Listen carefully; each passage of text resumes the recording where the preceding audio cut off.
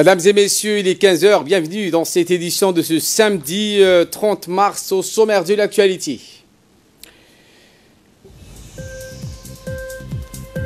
Le chef de l'État, Ismaël Omar Guelleh, a quitté la capitale à destination de la Tunisie. Il partira demain, dimanche, au 30e sommet de la Ligue arabe.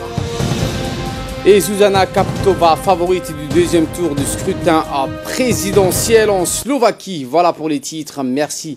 Si vous nous rejoignez sur Télé Djibouti, le chef de l'État, Ismaël Omar Guelleh, a quitté en fin de matinée le pays à destination de la Tunisie, où il partira demain dimanche au 30e sommet ordinaire des chefs d'État et de gouvernement de Ligue arabe, placé sous le signe du renforcement de l'unité et de la cohésion arabe. Ce 30e sommet servira de plateforme pour l'organisation en vue d'aborder plusieurs thématiques de fond. Le retour de la Syrie au sein de la Ligue arabe, la réalisation d'une position officielle commune des pays membres de l'organisation au sujet du statut de Golan et l'approche intégrée à travers laquelle la Ligue arabe entend faire dériver le rétablissement d'une Libye unie, forte et réconciliée.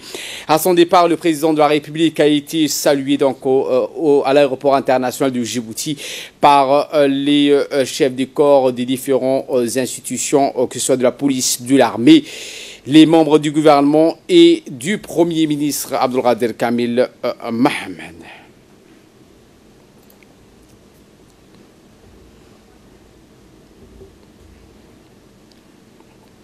Autre actualité de ce 15 h, en marge de sa participation au sommet, à la conférence économique africaine qui s'est déroulée à Kigali du 25 au 26 mars dernier, le président de l'autorité des ports et zones franches, Aboubakar Omar Hadi, a signé un accord historique avec la directrice générale de Prime Economic Zone de Kigali, Madame Jean-Isabelle Gassana, était présent lors de cette signature d'accord. Le président Aboubakar Omar Hadi, le DG de Kigali Prime, Madame en présence du CEO adjoint du Rwanda Development Board.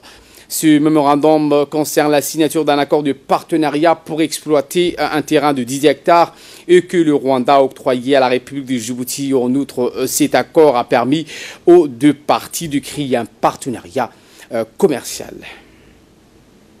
Et voilà qui nous ramène de parler de cette conférence internationale sur la paix et la coexistence entre les différentes cultures et religions qui s'est tenue le 25 mars dernier également à Moscou en Russie pour discuter des voies et moyens de réaliser la paix interreligieuse dans le monde. La conférence internationale a réuni des théologiciens, diplomates et personnalités publiques d'une trentaine de pays représentant une multitude d'organisations religieuses, gouvernementales et non gouvernementales, principalement musulmanes et chrétiennes, à l'hôtel président de Moscou, consacré sur les voies pour parvenir à la paix interreligieuse dans un monde qui ont tant besoin dans la quête d'une meilleure compréhension mutuelle et davantage de tolérance. Les principaux objectifs de cette conférence sont de consolider la paix interreligieuse comme des valeurs sociales et religieuses primordiales et d'étudier les traditions, les voies et interethniques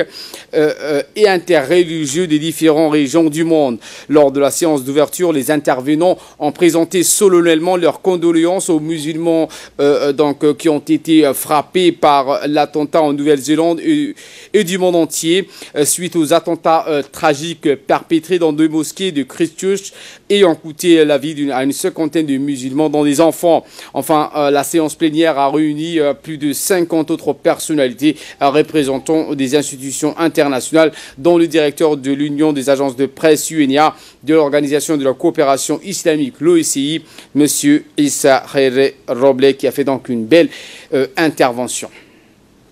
Retour au pays où le CDC de Wahlidaba a abrité ce week-end un atelier de sensibilisation sur les maladies sexuellement transmissibles comme le VIH-Sida, le paludisme, au profit des personnes handicapées, et aussi en présence des services du chef de service des CDC, Ahmed Ali, le président de l'association Malvoyant, Mohamed Roufa, atelier de formation qui tombe à point nommé à un moment où Djibouti s'engage sur la voie d'une solidarité nationale agissante, inclusive en faveur des plus démunis.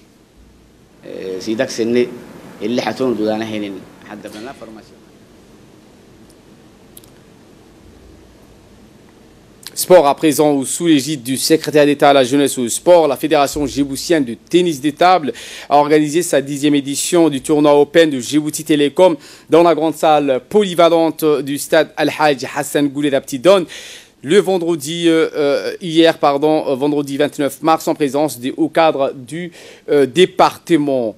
Eh bien, 32 pongistes âgés de plus de 12 ans ont participé à ce tournoi. Le tournoi avait débuté tôt la matinée avec l'entrée en liste de tous les concurrents, avec l'élimination directe jusqu'au 8e de finale, avant que les 4 derniers finalistes ne se donnent rendez-vous l'après-midi pour des confrontations dignes des champions internationaux devant les amoureux de ces disciplines sportives. La Fédération djiboutienne des tennis de table ont participé à ce tournoi 32 jeunes de toutes les catégories, moins de 14 ans et plus de 14 ans. Donc après des phases de poules et des phases éliminatoires, cet après-midi nous avions fait les phases finaux et les meilleurs ont remporté.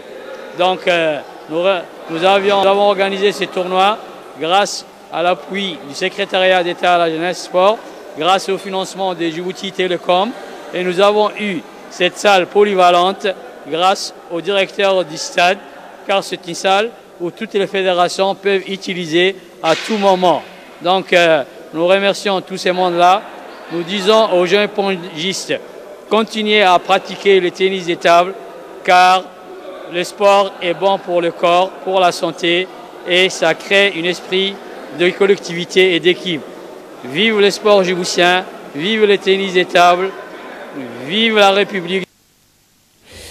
Et dans les régions de l'intérieur, dans le cadre du projet du renforcement des capacités techniques et organisationnelles des associations qu'elle met en œuvre dans les régions du sud du pays, à savoir Dikil et Ali Sabié, une caravane du Gobaad a tenu le week-end dans la salle de la réunion du conseil régional de la ville de l'Unité la dernière session de formation des associations de cette région. Les 4 sessions de formation réparties aux 3 jours du 26 au 28 mars dernier portaient sur la gestion administrative et financière des associations, la conception, le montage, la gestion et la comptabilité des projets, et surtout le montage et la gestion des projets financés par les différents organismes onusiens. L'objectif de cette formation était de préparer et d'outiller les associations de la région de l'Unité pour qu'elles puissent postuler à la 6e phase opérationnelle des projets financés par le Fonds pour l'environnement mondial. Était présent à la clôture de cet atelier de formation le vice-président du conseil régional de Dikil, M. Ebo Mohamed Ebo. Toujours dans la ville de l'Unité, cette fois-ci, la lutte contre la contrebande dans les régions, c'est à la barrière dit barrage de Dikil, contrôlée par les éléments de la police nationale et de la douane. Ces derniers ont arrêté un camion transporteur de bétail pris en flagrant délit de contrebande des cigarettes hier matin. Ce camion a chargé des vaches à destination de Djibouti. Il a été contrôlé par la suite par les agents de police de la barrière et ont découvert des sacs de cigarettes cachés sous le châssis. Ce camion refoulé à la décharge de son contenu de bétail a été immobilisé pour mieux être contrôlé à la caserne de la police nationale. 6 sacs contenant des stocks de cigarettes de marque Benson, soit au total 3 cartons de cigarettes ont été découverts après avoir bien fouillé.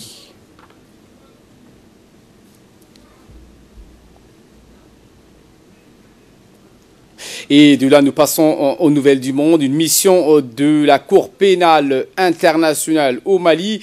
D'autres Maliens seraient-ils pressentis à comparaître bientôt devant la CPI? La question se pose au Mali alors qu'une mission de la CPI est en visite dans le pays au lendemain du massacre d'Ouagassogou. Du reste, le djihadiste malien Al-Hassan Al-Hag Abdelaziz Ag Mohamed est détenu depuis 2018 à la CPI. Il est présumé coupable des crimes de guerre et crimes contre l'humanité à Tombouctou. Il s'agit notamment de la destruction des mausolées des saints musulmans. L'opinion publique malienne se demande si d'autres Maliens ne devraient pas rejoindre ce dernier à la CPI. Toujours est-il que la délégation de la CPI conduite par le greffier en chef Peter Lewis a eu des séances. Elle a travaillé avec la mission des Nations Unies au Mali, le MINUSMA et davantage avec le ministre de la Justice et Gardzo Hamadou Younoussa. Rien n'a filtré, mais la CPI est très attentive au dernier massacre d'Ouagassogou notamment. Et concernant le Brexit au Royaume-Uni, le Brexit se ressemble devant Westminster. Des milliers de Brexiteurs rejoints par Nigel Farage ont défilé aujourd'hui dans le centre de Londres alors que les députés de Westminster rejetaient pour la troisième fois depuis janvier l'accord de sortie du Royaume-Uni de l'Union européenne, le jour même où le Brexit devait à l'origine entrer en vigueur. Dehors, c'est dehors, scandé devant le Parlement des manifestants hostiles à tout report du Brexit en agitant l'Union Jack, le drapeau national. À l'annonce du nouveau rejet de l'accord, des cris de joie se sont élevés. Je vous le disais en titre, Zuzana Čaputová, la deuxième tour favorite du deuxième tour présidentiel en Slovaquie. Le deuxième tour de l'élection présidentielle a eu lieu ce samedi en Slovaquie. Un scrutin qui oppose Zuzana Čaputová à Maroš Šefčovič. Et sauf énorme surprise, la victoire devrait revenir à Madame Čaputová. Cette femme avocate de 45 ans, militante écologiste, a mené avec succès une campagne pour bloquer l'installation d'une grande décharge à Pézinok, au sud-ouest de ce pays. En 2016, ces efforts ont été récompensés par le prestigieux prix Goldman pour l'environnement.